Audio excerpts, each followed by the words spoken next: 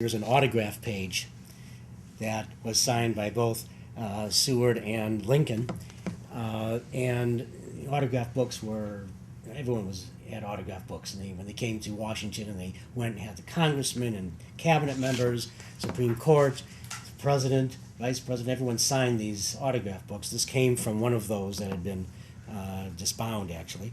And can we talk about his handwriting for a moment? Positively, I wish I had a letter to have. But let's just talk about his handwriting for a moment, because one of the amusing things, in addition to these autograph books, occasionally people would write, and the letter would simply say, "I would love to have a piece of your handwriting," and Seward would occasionally write back and say, "Here it is, if you can read it," or "Here it is for all the good it will do you," because his handwriting, as he himself conceded, was atrocious. So this is actually, as Seward handwriting goes, pretty good. But even there, I have to pause for a moment to see that he says, "Very sincerely yours, William H. Seward." The very, it looks more like an X and a slash than the word very. And one of the difficulties that I had in researching and writing this book was in reading Seward's handwriting in cases where it has not been transcribed. And I will freely admit, and indeed I say at one point, before anyone gets out a chisel to chisel words of Seward from my book, they should go look at the original, because they may read it differently than I did. Yeah, we find it also when Seward letters come through. It takes a little more time to decipher exactly what he's saying, and we know 19th century handwriting here too. But really, one of the reasons I wanted to show that was I was going to ask what was Seward's import on Lincoln's speeches during the administration. Now, you had an interesting theory that when he threatened to resign on March 2nd, 61, before the inauguration, that this was not a bluff. He was trying to push the inaugural address in a certain direction. Tell us about that. Yeah. When Lincoln arrives in Washington, one of the first things he does, Seward kind of takes him under his wing when he arrives in Washington. He spends a lot of time with Seward in those first couple days. And one of the things that happens is that Lincoln hands to Seward a draft of the inaugural address. Lincoln's actually already had it printed. You probably know whether it was printed here in Illinois. I think it was. It's printed here. Yeah. Exactly. So he hands him a printed copy of the inaugural address, and Seward is, I don't think horrified is too strong a word for Seward's reaction to Lincoln's draft, because Lincoln's draft is pretty hard-hitting. You can sort of hear Lincoln thumping the table at certain points in the draft, and at the very end... Or at least Daniel Day-Lewis thumping the table. Right. At the very end, he sort of, kind of throws it down to the South, saying, it's in your hands whether we have peace or war. And so the very last words of it are pretty threatening. And Seward takes the draft and he puts a number on each line, and almost line by line he has some comments and criticisms of Lincoln's first inaugural address. And his greatest contribution is at the end. He says to Lincoln in the cover letter, we need to find some words of affection, some words of gentle confidence and he gives Lincoln two suggestions. One is in his son's handwriting. Coming back to the handwriting, I think Seward drafted it, but it was so atrocious that he had his son write it out more carefully. And one is in Seward's own handwriting. And the one in Seward's own handwriting becomes the basis of the famous last paragraph of Lincoln's first inaugural, talking about the mystic chords of memory, which link, every American to every other American, and how, although those have been strained, they will ultimately swell with the music of America. And that, different people have different takes about how much of that was Seward and how much of that was Lincoln, but you can compare it for yourselves. You can see Seward's draft among the Lincoln papers in the Library of Congress website, and that's actually, I've got a photocopy of it in the book there, and you can look at the final version. And that's only one instance of others in which Seward helps Lincoln as a speechwriter, and vice versa. Lincoln edits Seward's draft dispatches. Let's talk about a few others. What about the Emancipation Proclamation?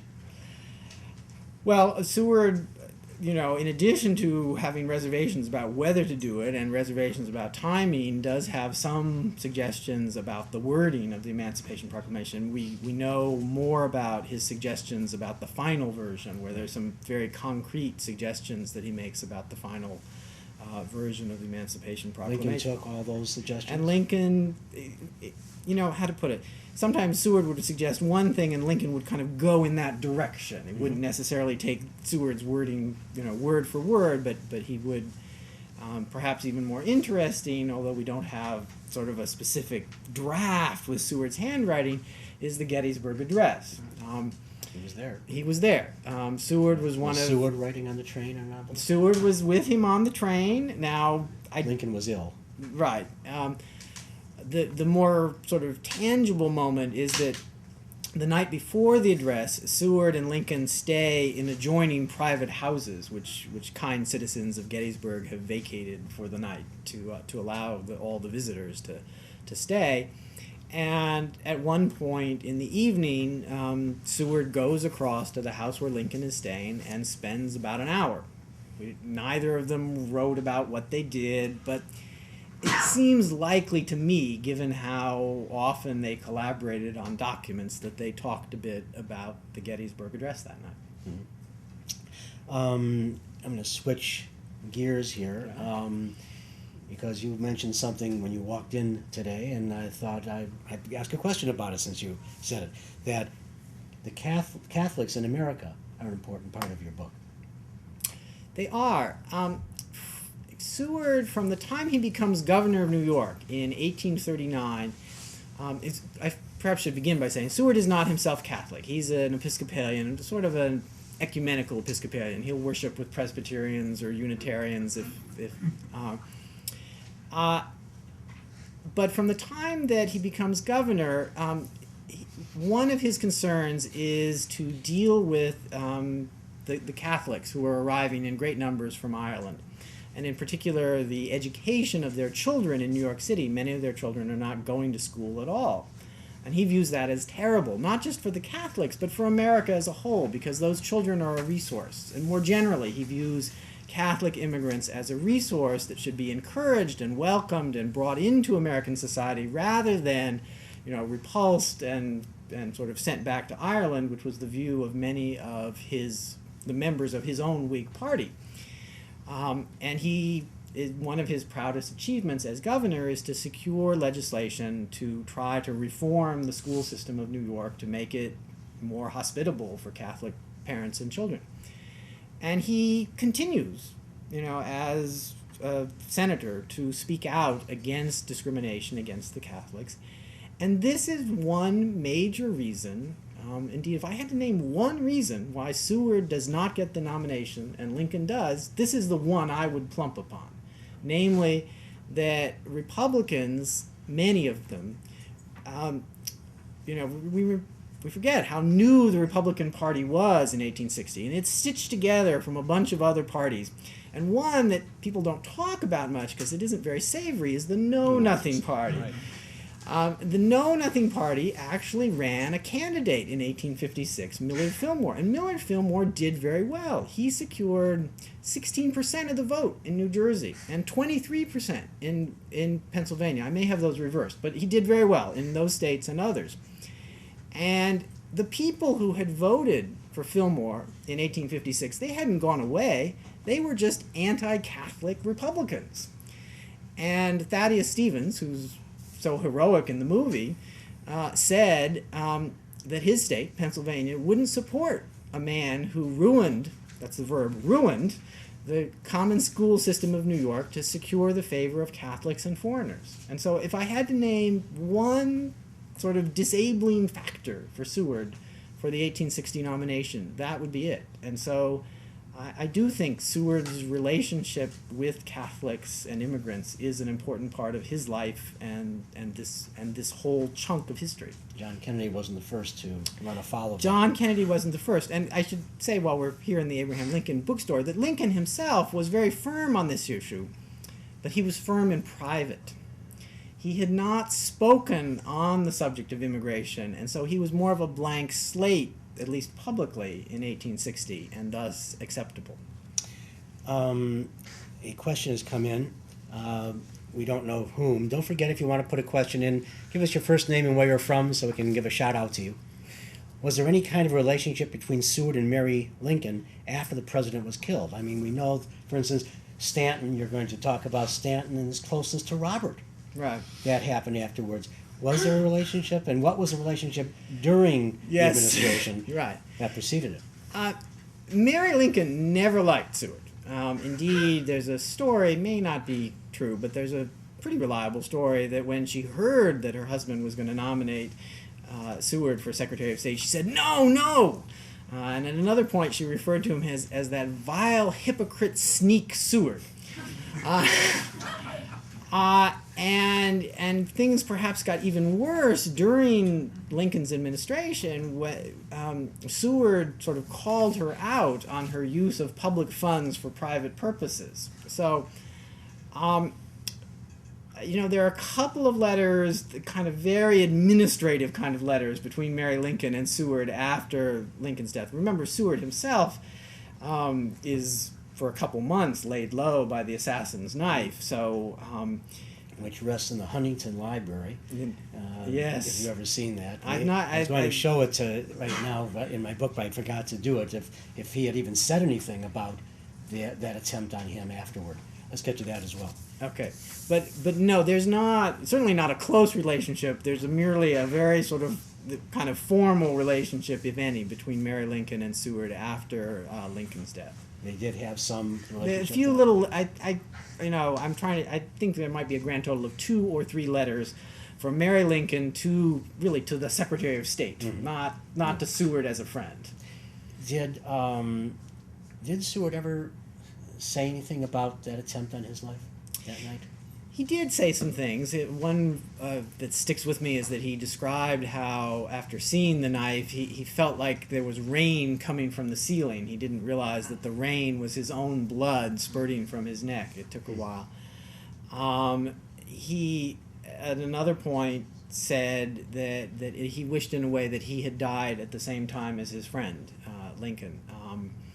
Because, and I think this may sort of come from his sense that Lincoln's place in history was secured by that night, and that his own place in history was still in a sense up in the air.